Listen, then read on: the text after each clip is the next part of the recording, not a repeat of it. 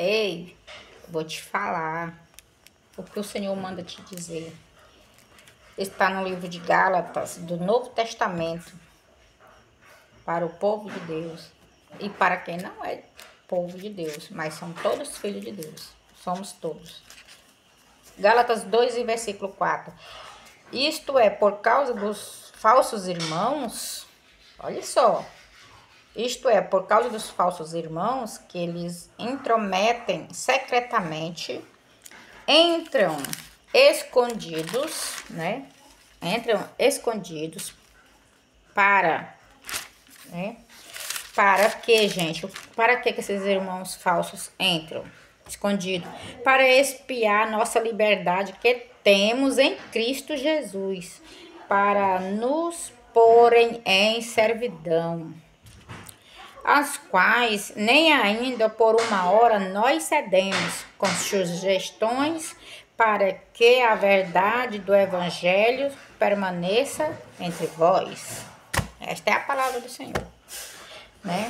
Por que que o Senhor nos diz isso? Porque há muitos que são verdadeiramente irmãos, mas não são verdadeiramente fiéis. São irmãos congregantes, mas são infiéis à igreja e aos seus próprios irmãos que congregam juntamente com si, né? Então, eles são falsos, eles ficam só espiando, né? Para quê? Para nos pôr em servidão, porque tudo que eles verem dentro da igreja, eles vão falar mal da gente.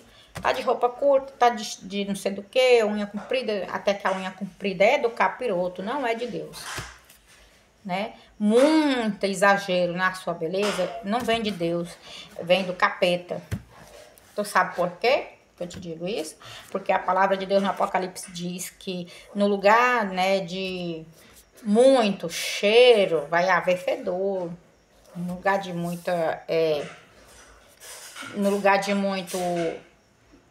muita beleza vai haver feiura. Então, para que isso? Muitos irmãos vão lá só para criticar a igreja, né? Esses são os falsos irmãos que entram só para espiar a vida do crente. Entra só para observar. E quando ele sai de dentro da igreja e entra em outra, ele fala mal da nossa pessoa, que somos isso, que somos aquilo, né? Mas em nenhum momento, nós não cederemos com sujeição para que a verdade do Evangelho permanece entre vós e entre nós, né? Entre nós também, entre eu também, porque a verdade tem que permanecer dentro da igreja, dentro dos fiéis. Então, os infiéis são chamados aqui na palavra de Deus, né? Falsos irmãos, né? Ele tá na igreja, mas ele não te considera como irmão, né?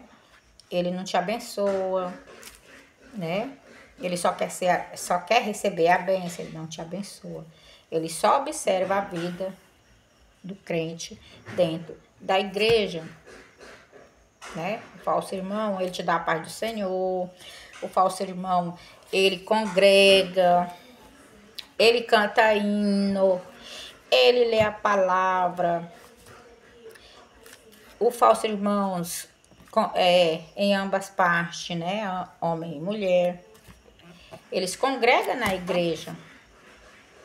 Estão dentro da igreja. Mas quando eles saem de dentro da igreja, né? Eles blasfemam, né? Contra a nossa pessoa, né? Nós que somos os fiéis, os ajudadores, né? Quando saem para fora da igreja, eles começam já a atacar a sua irmã, já começam a atacar o seu irmão com palavras, levando, até comentando o nome da pessoa, né? O que ela está fazendo, o que ela está vestindo ali naquele dia da igreja. Ela comenta assim que a irmã está ridícula, que a irmã não está perfeita, linda como ela, né? O irmão comenta também sobre o outro irmão, né?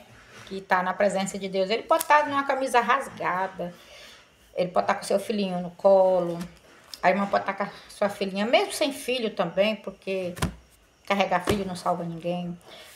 mas ele vê o irmão lá de roupinha rasgada, ele já vê lá e comenta que o irmão está mal vestido, que o irmão está sendo enganado, porque ele está mal vestido, né? Mas por que ele comenta a vida do outro? Porque ele, certamente ele tem inveja do irmão por causa da fidelidade daquele irmão que está na roupa rasgada, mas ele está na presença de Deus, né?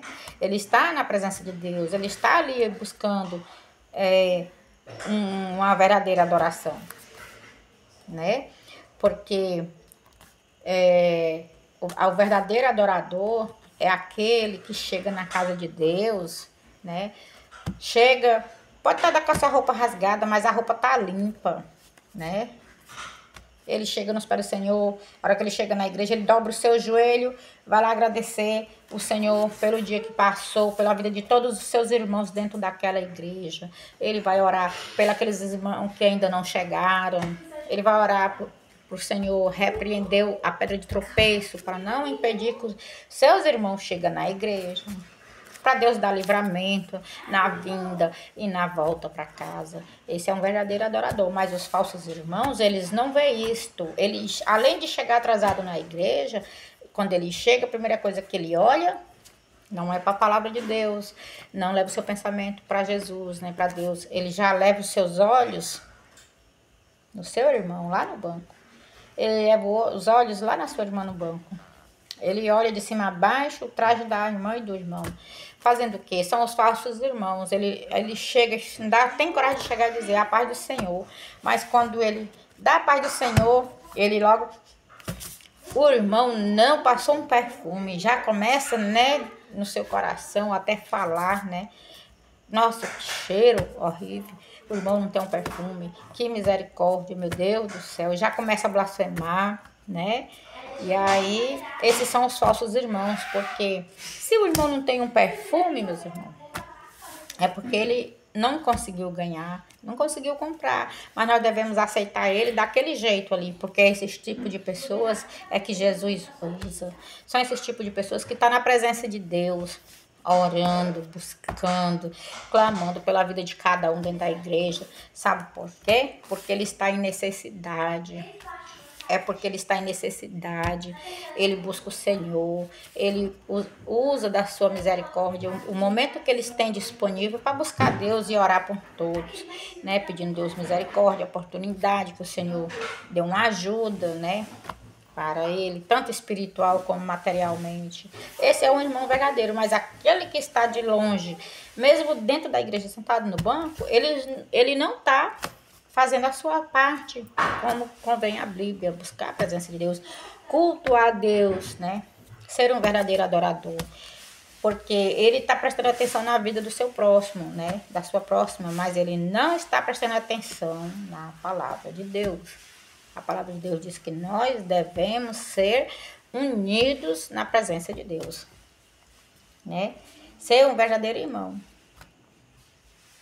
É isso que Deus nos manda, que nós devemos nos sentir abençoados perto dos nossos irmãos quando congregamos, né? Devemos buscar o Senhor em oração de santidade, dobrar os joelhos, agradecer ao Senhor pela oportunidade de estar ali naquele momento, juntamente com os irmãos, congregando e cultuando em louvor e ouvindo a pregação da palavra de Deus.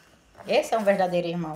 É um irmão que chega e pede: Senhor, abençoa a minha vida e a vida dos nossos irmãos, das nossas irmãs. Abençoa a minha família da igreja, né? Porque a igreja, nós somos toda família, devemos orar uns por os outros. Nós vamos à igreja para isso. Senhor, abençoa a tua igreja, que somos nós os que congrega lá dentro, né? E aí tem irmão que chega, quando ele vai orar, né? Ele não agradece o Senhor, ele só pede o Senhor, só pede e não diz a verdade para o Senhor, né? Que é o seu verdadeiro amor, o que ele está sentindo pela igreja, pelas irmãs, pelos irmãos, pelo pastor, porque devemos orar pela vida do pastor, da sua família, para que Deus traga mais bênçãos sobre a vida deles, porque é ele quem ministra a palavra no culto, é o pastor. Então ele também tem que ser muito abençoado, tem que receber muita oração para que o Senhor dê entendimento para ele dentro da palavra, para que ele nos traga uma boa palavra, um bom ensinamento e uma boa doutrina e só. Mas os verdadeiros falsos irmãos, ele chega lá para exibir a roupa que veste, né? Tá chique, tá cheiroso, né? E aí o Senhor não abençoa. O Senhor não abençoa. Quando está assim, o Senhor não abençoa. A igreja continua, né? Debaixo de muitas vaidades, né? Continua debaixo da avareza, né? Onde o irmão só busca a exibir, né? As suas vestes, o seu perfume, seu calçado, seu carro do ano. Ele só exibe, vai à igreja para ser exibido. Quem dá mais, às vezes ele quer dar mais o dízimo, quer dar mais a oferta, mas ele não quer ser um verdadeiro adorador. Ele só quer mostrar ali na presença que ele pode, que ele está fazendo certo, né? Entregando só o dízimo e a oferta. E o Senhor também assim não se agrada, porque as nossas obras sem a fé, ela é morta. As nossas obras não é contada no livro da vida. Você pode dar oferta todos os dias. Você pode pagar o dízimo todos os meses, até adiantado. Mas se você não tiver fé e não agradar a Deus, as suas obras é morta. Elas são em vão. Você está dando em vão. O Senhor não conta aquela oferta e nem aquele dízimo que você deu por vaidade. Não é abençoado. Não é contado no livro das bênçãos. A sua oferta, a minha oferta, o meu dízimo, o seu dízimo não é contado por vaidade. Dá ou pagar por vaidade. Tem gente que diz, eu sou um bom pagador de dízimo. Não falhe um mês. Ele fica se vangloriando. Eu sou um bom pagador de dízimo. Eu sou um bom ofertante. Mas não tem obras. As suas ofertas são mortas. O seu sacrifício é morto. Ele é em vão. Para suas obras ser recebida na presença de Deus e ser contada no livro do Senhor, no livro da vida, você tem que ter boas obras. Você precisa ter fé. Você precisa ter humildade. Você precisa ter longanimidade na sua vida. Porque a nossa fé sem as obras é morta. E as nossas obras sem a fé também é morta. Ela é em vão. Entendeu? As nossas obras são mortas sem a fé. E a nossa fé sem as obras também é morta. Né? É como você pagar o dízimo, né? Para mim, e eu não ter um mercado para ir comprar o que comer. Eu morrerei de fome. O dinheiro é em vão. Né? É como se você me ofertasse e eu não ter com quem dividir aquela oferta para satisfazer alguém. Também a minha oferta é morta. Entendeu?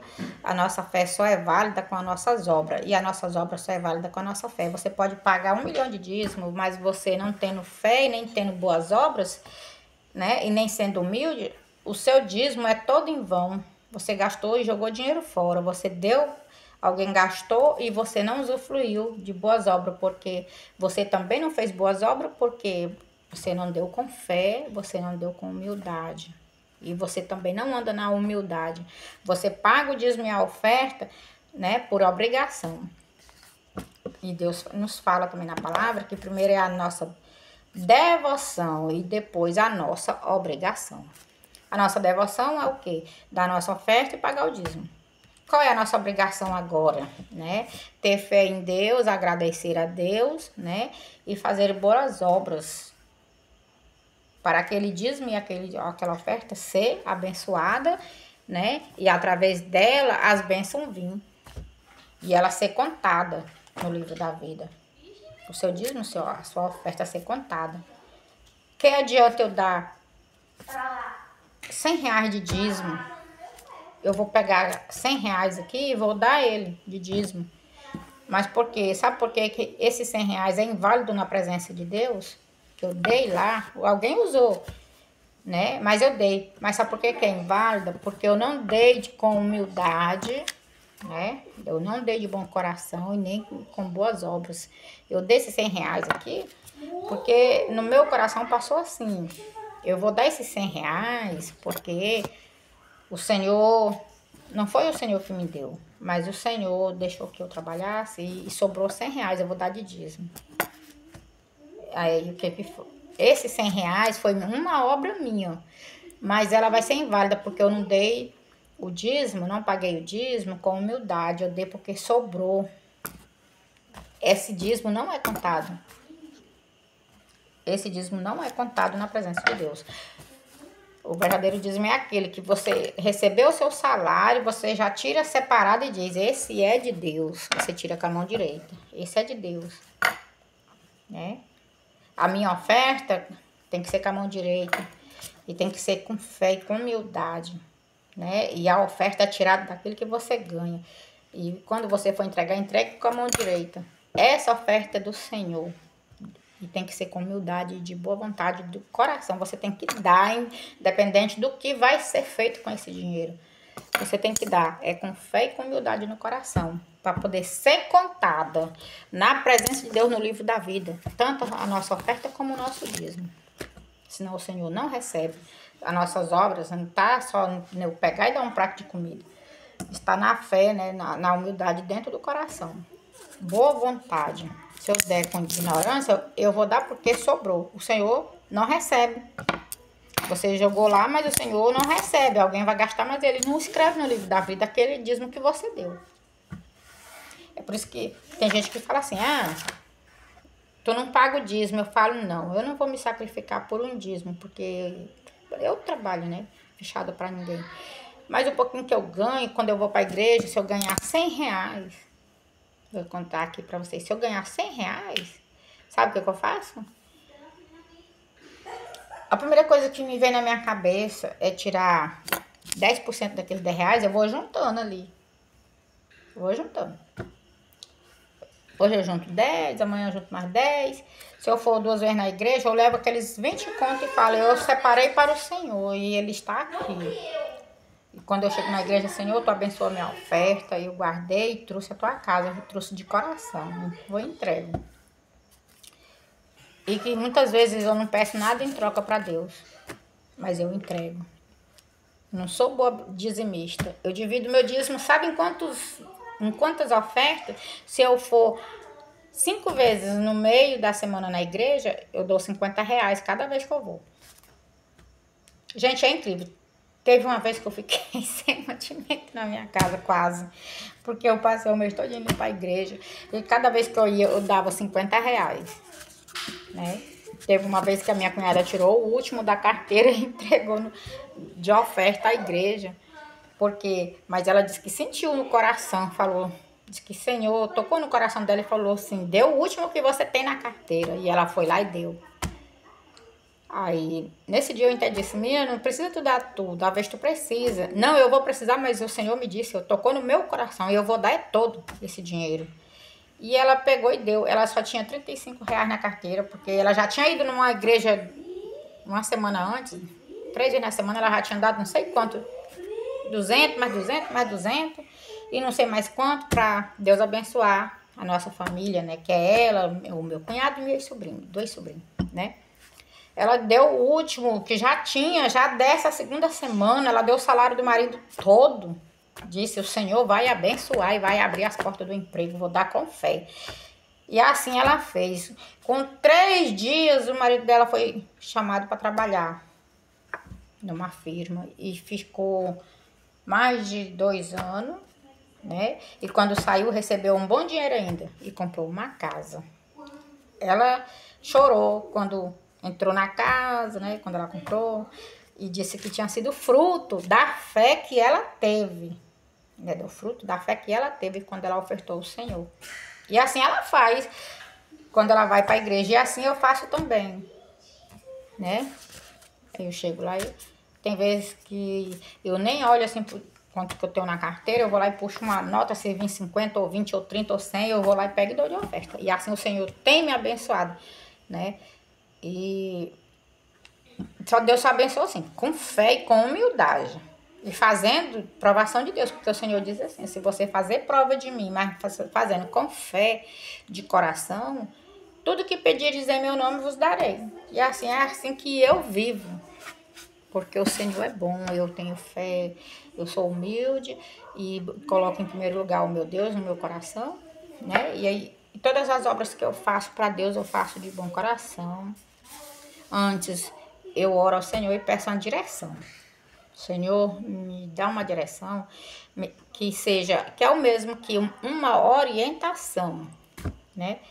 Para que a gente possa fazer as coisas do Senhor, né? De bom agrado. Fazer do agrado do Senhor. Assim, encerro esse vídeo por hoje. Né, gente? Sirva de exemplo como que se usa uma fé, né?